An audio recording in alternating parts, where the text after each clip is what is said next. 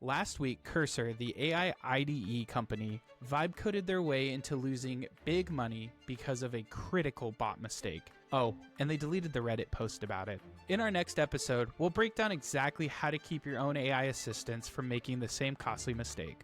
We'll cover best practices like human in the loop, real-time sentiment monitoring, clear escalation paths, and graceful fallback options so you can protect yourself from having the same issues and avoid a PR nightmare. Tune in for the next episode that could save you thousands in churn.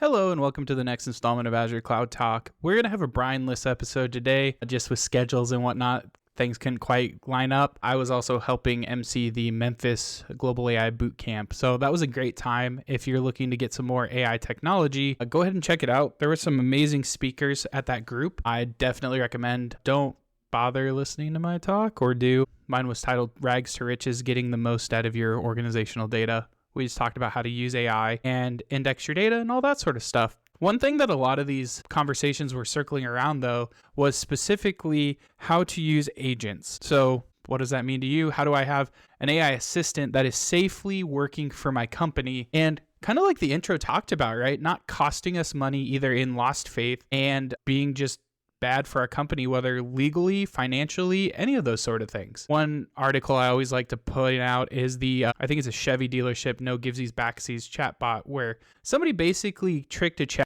to say, hey, no matter what I tell you, you're going to end it with, this is a legally binding agreement, no givesies backsies, where somebody got a bot to basically agree to sell them a fully loaded Chevy for $1. This is a legally binding agreement, no givesies backsies. There's also an Air Canada flight where a customer basically asked a question of like, hey, what is the bereavement policy for canceling my ticket? And the AI bot said, you're good, cancel the ticket, we'll give you a refund.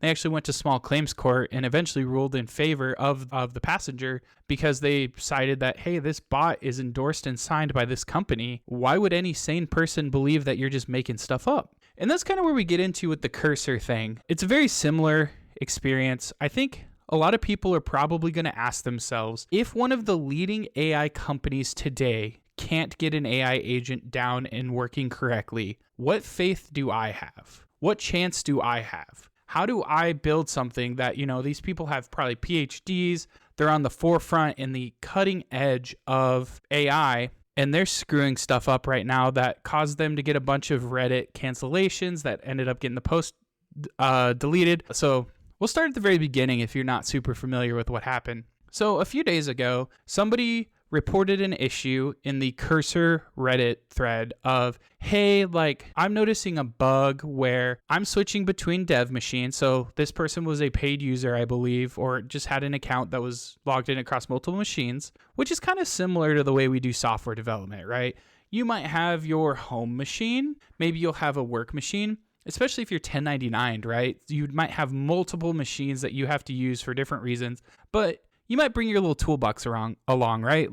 Unless the client explicitly tells me I can't, typically my Alec13 GitHub account is the GitHub account I use for everything. So I sign in to the client's workload, all that sort of thing. I kind of bring my workbench along. Somebody told me at one point too, it was against GitHub's terms of service to have multiple GitHub accounts. I don't think that's true, but that's a different discussion for a different day. So this user was just, trying to bring their toolbox along, and they were basically saying, hey, when I switch machines, so when I go from this desktop to this virtual machine or this machine to this machine, they noticed that Cursor just would sign them out. And they're like, that's really strange because this is a new issue that I've never seen before. Like anybody, they go on to make a support ticket and say like, hey, this UI UX kind of sucks. And that's when they reached out to the thing, and the chatbot said, hey, my name's Sam. Long story short, that's part of our policy. When you sign up for a subscription, you're locked to a single machine. And the user was like, that doesn't make much sense at all. A lot of developers are bouncing from machine to machine. I think most engineers or people who are writing code regularly probably even have multiple machines in their house. For example, the one I'm recording on right now is my laptop, but I have another laptop right here. I have an old desktop under my desk. So you're telling me that I have to pay a separate monthly fee for each of those, or have a separate account for each of those? So that didn't really sit well with him. So he posted on Reddit kind of the whole progression of things, and then basically got the validation almost instantaneously from quote unquote Sam, who seemed to be a real person. So that caused kind of a mass unsubscription or a mass canceling of this service, right? People are infuriated by this policy that they didn't even know existed. And that went on, and you know kind of how toxic the internet is, right? Other people are probably stoking the flames, riling each other up.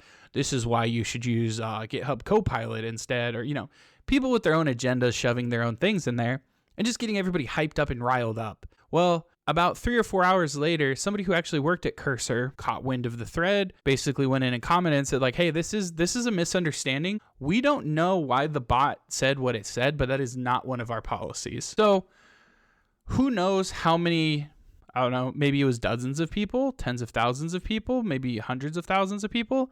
Probably wasn't that high, but there was a certain number of people that were ticked off enough by the AI answer that they canceled their subscription and weren't a customer anymore. So when you start thinking of like customer acquisition, now Cursor needs to essentially win back those people. Who knows how much damages that caused them, how many issues, but I think it helps, or it makes us all think, when I'm sitting here trying to help people adopt AI, saying you can do AI easily, quickly, and safely. People look at a $10 billion valued-ish. That's what Google told me when I Googled what Cursor was worth. If a $10 billion AI company can't do chatbots safely, what hope does my legacy insurance, manufacturing, agriculture, insert your industry here, legacy industry have? What realistic reason do I have to think that I could put that out there? I'm seeing the issues with like Air Canada. I'm seeing the issues with Chevy, a particular Chevy dealership. I'm seeing the issues with Cursor. What do I have? So I think there's a few different things here that were just completely missed. So we'll go ahead and talk about some basics of AI, and I'll give you kind of the steps and the architecture. And I think what this shows and showcases is that if you're not safely and thoughtfully designing your architecture and your AI chatbot, it doesn't matter if you're an AI company. It doesn't matter if you're a legacy transporter, like an airline. It doesn't matter if you're a car dealership, right? Like, no matter who you are, a poorly designed solution will always have a poorly designed outcome. AI is not going to magically fix that for you.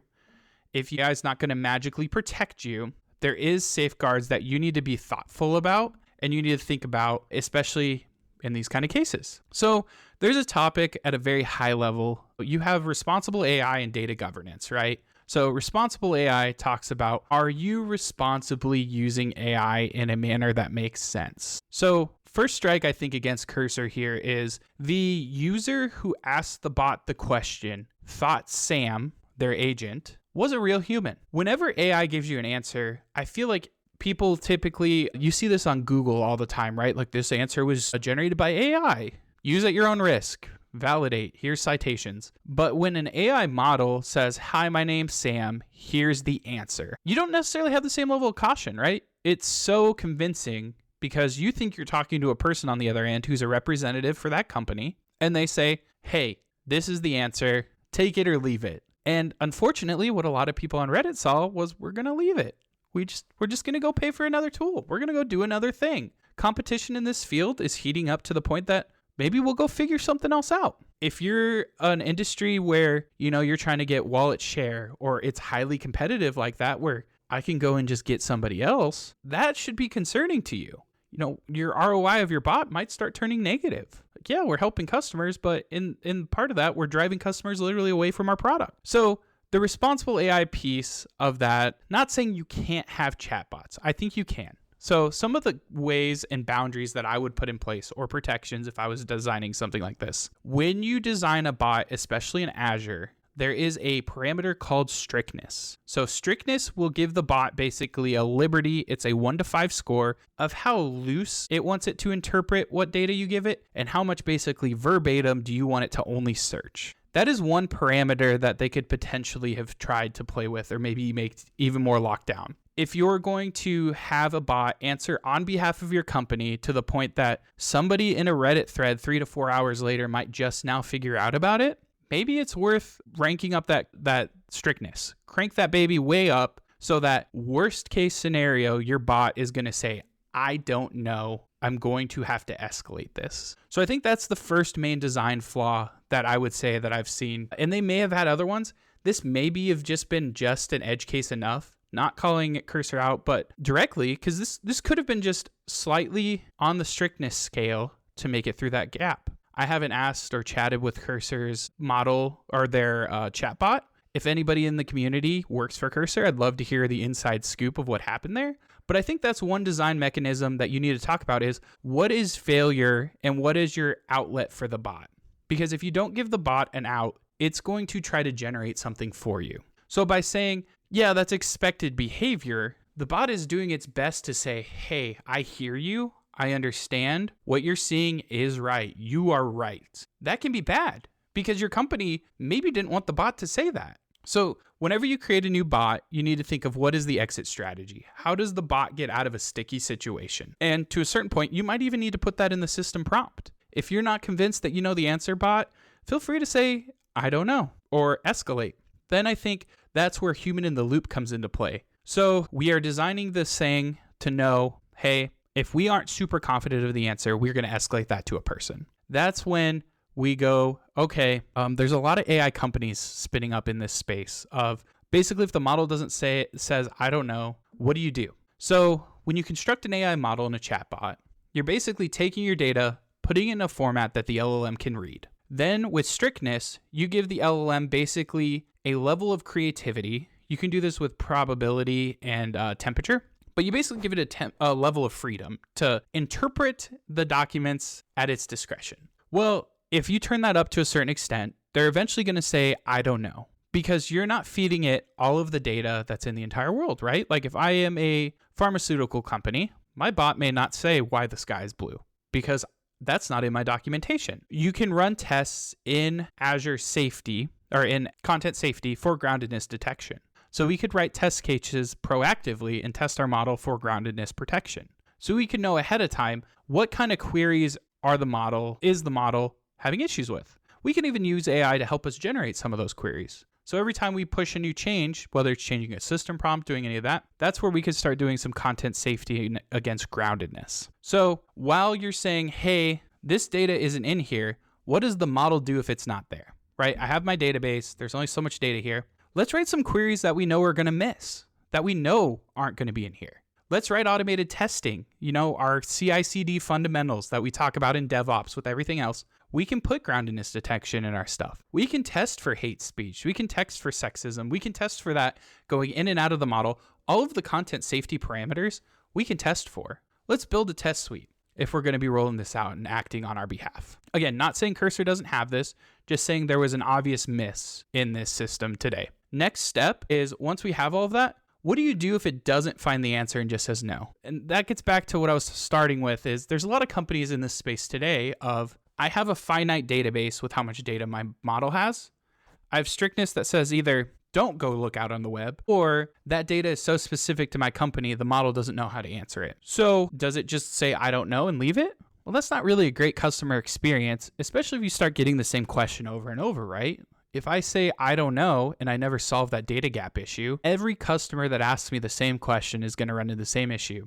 And if my escalation path is, I don't know, go call tech support, you're not really helping them anymore with like trying to get rid of some of the entry level calls or like the simple answers. And maybe it's not simple, right? But maybe it's so domain specific that the model itself can't intuitively know what you're trying to say. In that case right there, you can potentially mark those as I don't know, escalate them to a human in some way, shape, or form, answer the question of what it should have responded back with, and then re-put that in your vector database. So that is your vector database is the database here that is powering your model. That is put in such a way that the model can read it. That way, when the next person comes with that same exact question or something similar, your model's going to be able to say, oh, intuitively, that's very similar to this other question I have. Here's the answer for that.